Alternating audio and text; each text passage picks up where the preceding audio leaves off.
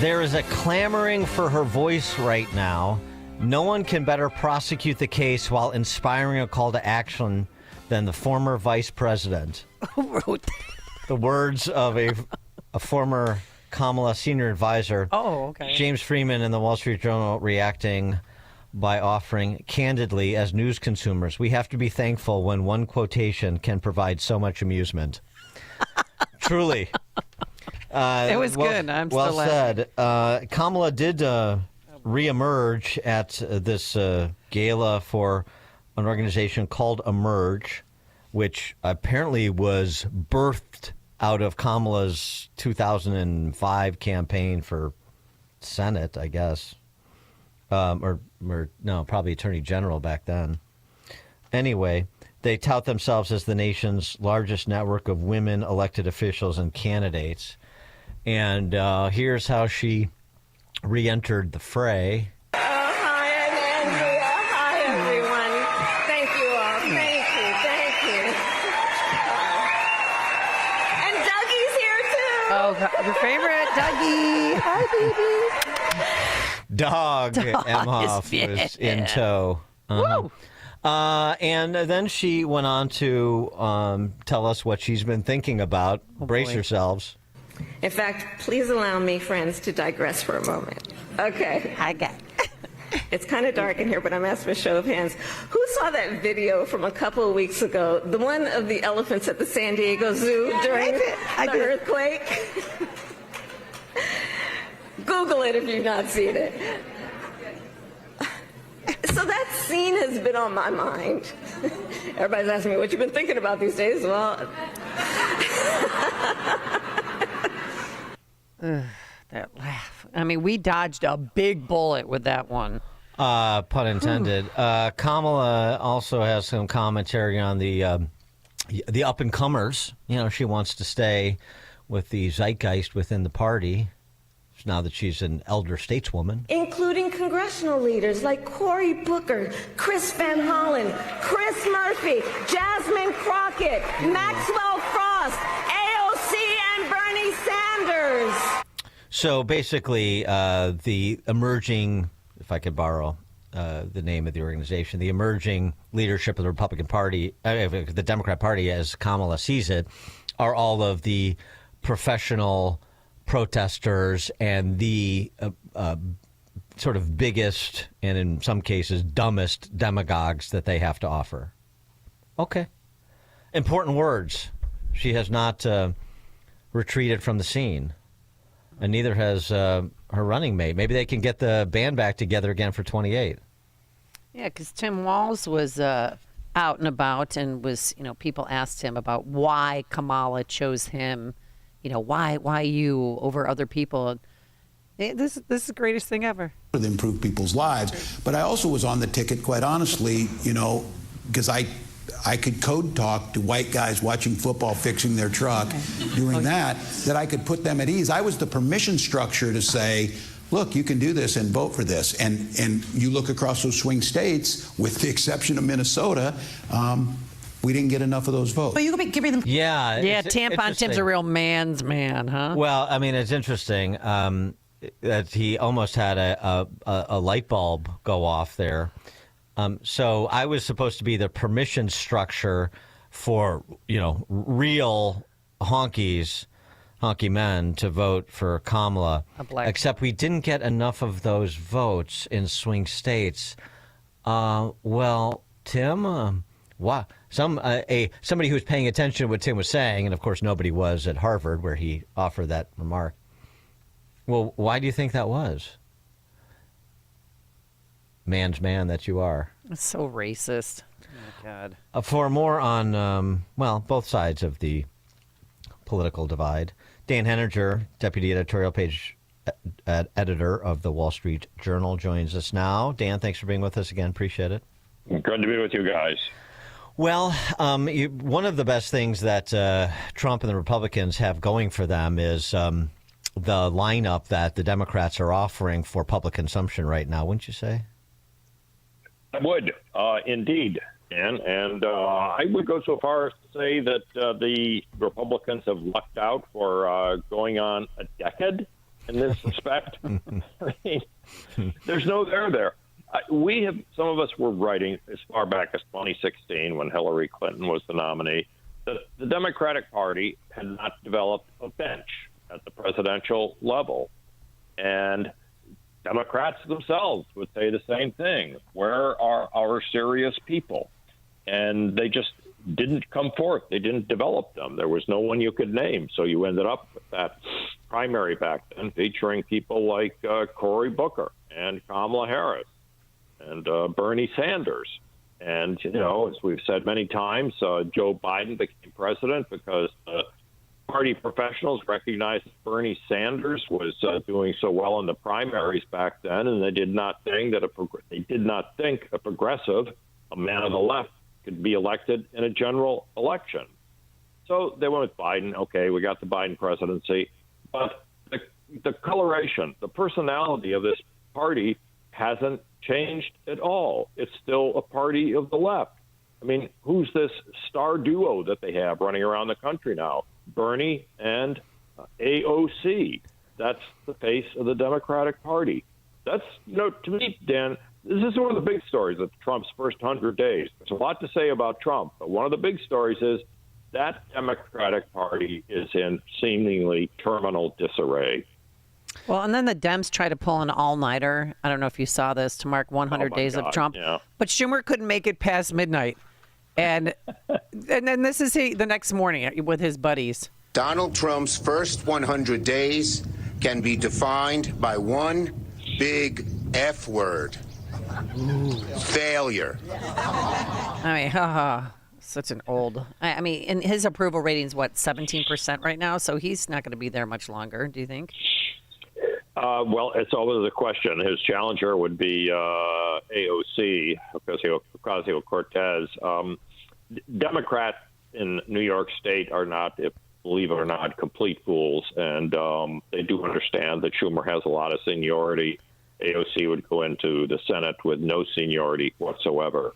I've never understood Chuck Schumer's attraction. He seems to have no charisma whatsoever. But he's been in politics since virtually the day he walked out of Harvard Law School. He has never held a real private job in his entire life. And maybe it is time for him to go. But again, here in New York, there's just no real bench. And meanwhile, back at the ranch, the supposed sort of activist set, right, the strategist set, is being consumed by a running debate between James Carville and David Hogg. And this is actually the thing that's interesting to me about this is actually like the debate that professional politicos within their ranks want to platform. And that has to me about all of the, and I mean, I'm not trying to advise and counsel them because I'm, why would they listen to me? I'm not a fan. But I mean, that has all the attractiveness of the Stop Oligarchy tour with Bernie and AOC. Yeah, that's exactly right. It's striking. This is a party that cannot pull itself away from the left wing. I may have said on this program before, the signal event in the modern Democratic Party's history was George Floyd and everything that came after it. The killing of this one fellow was an awful incident, but the party, not just the party, all of the institutions affiliated with it, from top to bottom, and that included a lot of the private sector, corporations, museums, the defund the police movement, the rise of diversity, equity, and inclusion, completely over-the-top politics that drifted far, far away from the mainstream of the average American voter. But the entire Democratic Party embraced it. Nobody would speak out against it. The astonishing thing is that remains so to this day. Why hasn't there been more effort to move towards the center? And it's because they simply cannot break free of the left grip on the party. I myself personally don't understand it. You would think a party that wanted to get back into the game, get back into the running, would find a way to reset itself. But they're showing themselves incapable of doing that because they're so enthralled to those wild left-wing ideas. Yeah, it's tough to get out of the identitarian trap when you are just obsessed with identity, and that's where they're at. The other side, marking Trump's first 100 days, the Wall Street Journal editorial certainly gave him mixed marks. You're the deputy editorial page editor there. What's your sort of general assessment of the first 100 days? Well, I guess I personally would define it in two different ways. One, the first phrase would be the status quo. Trump has certainly shaken up the status quo, and that's what he said he was going to do. And indeed, there were a lot of Americans, and that included Americans many who did not simply count themselves as Trumpians, but people who thought the government, the system of government had bogged down and really needed shaking up. And Trump has certainly done that in the first 100 days. He may have done it with a lot more belligerence than some of us would have preferred. But on the other hand, this was like trying to get a mule to move, and you had to hit it upside the head with a 2x4. And with Elon Musk and the rest of it, that's exactly what he's done. The second word, though, Dan, I would attribute to the first 100 days is simply uncertainty. Uncertainty overlays the entire presidency right now. Uncertainty about tariffs, uncertainty about the direction of foreign policy, whether he's going to pull off a deal with Ukraine and Russia, and certainly uncertainty about a wide array of domestic initiatives. Initiatives that a lot of people certainly support in principle, trying to reduce the size of government, the wokeness and all that. But the fact is, those initiatives are not completed, and their success depends to a great extent on the result of a myriad of court cases that are now open. I believe there are something like more than 70 court cases involving litigation over Trump's executive orders. So, yeah, he's kept his campaign promises, but insofar as that, and he's initiated a lot of policies, but the jury is out on whether he's going to succeed on any of these. And indeed, Dan, he's got to put some numbers on the board by the end of the year. The tariff thing has to be straightened out, or his approval rating is going to keep tripping downward. Well, the cabinet meeting yesterday, Jamison Greer, the trade rep, talked to, banding about a spreadsheet, talking about dozens of countries that have written offers. So, and he used the term weeks in describing the possible timeline for consummation of some of these deals. So that was somewhat encouraging. Additionally, the announcement by Scott Bessent that they had struck a deal with Ukraine on mineral rights. That's progress, too, because that more tightly aligns Ukraine to the United States and has to be a decent message sender to Putin to be perhaps a more of a good faith actor when it comes to negotiating a truce. So we're starting to see some things that look like movement in the positive direction. They look like movement. I think the big question mark is indeed the trade deals and the tariffs. Trade deals are very complicated to negotiate at any time, like the one between Canada, Mexico, and the United States. There's a lot of complexity. The idea that the U.S. is going to do this individually with all these countries somewhat boggles the mind. And it's going to be interesting to see whether Trump can pull that off. I have to say, I'll eat my words on this, but I'm a little bit surprised that Trump waded so deeply into the tariff issue without realizing the complexity and problems it could create. I mean, there's so many companies out there treading water, so many companies unwilling to invest capital because they don't know what the future's bringing. And, when Trump announced those tariffs in the Rose Garden, he gave a little speech, a little history of tariffs about how much revenue they were producing in 1885 and how the worst year in American history was 1913 when we shut down the tariffs. It kind of suggested he'd made a study of it.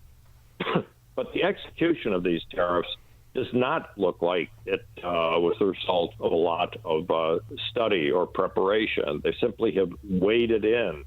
And this is about the deepest economic water you can get into. And if he actually puts a deal on the table with South Korea or India, that will be great. But, boy, those are big, complicated countries. And negotiating a trade deal with them is really difficult. I think seeing will be believing. Well, and concurrent with that is the big, beautiful tax and spend structure that needs to get moved along. And your colleague Kim Strassel has been writing with some specificity about recalcitrant Republicans who like their pork barrel projects and aren't willing to reduce spending on things like Green New Deal, where it should be eliminated altogether.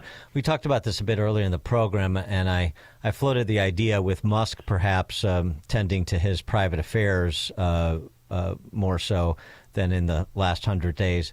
What about Musk, just given his status within Republican ranks, his platform, his own sort of personal cultural importance? Musk as the hatchet man, because of Doge, for Trump when it comes to whipping some of these big spending Republicans into line on Congress? That's a good question. I don't know how much political heft Elon Musk would be carrying at the moment with members of Congress, especially the Senate. Those senators are about to disappear into negotiations over all aspects of the big, beautiful bill. The most complex are going to be the tax piece. Primarily what they claimed they were going to try to do is extend the 2017 tax cuts. But keep in mind that Trump has added to that the elimination of taxes on tips, overtime, and Social Security benefits. To say those three things doesn't sound like much. It just sounds like a proposal. The execution, as I was saying earlier with the trade deals, is extraordinarily complicated. For starters, how do you define tips? How do you define overtime? And the Senate is going to get deeply into that, as they do with any tax bill. And I can't imagine that Elon Musk is going to have much effect on that. I saw, weeks ago, I saw Brett Baer's interview with Musk and his lieutenants, and that was a very impressive group of people. This is not pimply 25-year-olds. These were accomplished people who knew what they were doing. And I think Musk has put that in motion, and those guys should be left to go forth and execute what they were going to try to do to rationalize the bureaucracy. And it does sound as well as though Musk has got some problems to attend to with Tesla. Mm-hmm. Dan Henninger, Deputy Editorial Page Editor, Wall Street Journal. Dan, thank you as always. Appreciate it. Great to talk to you guys. Take care. You too. We'll have you back soon. And he joined us on our turnkey.pro answer line. Hear about the big stories of the day, then talk about them right here on Chicago's Morning Answer on AM 560. The Answer. Whew. That shot was money, Lisa. Hey, speaking of, did you ever figure out what to do with your parents' old coin collection? Not yet. I need a reputable dealer to appraise them. I have no clue what they're worth.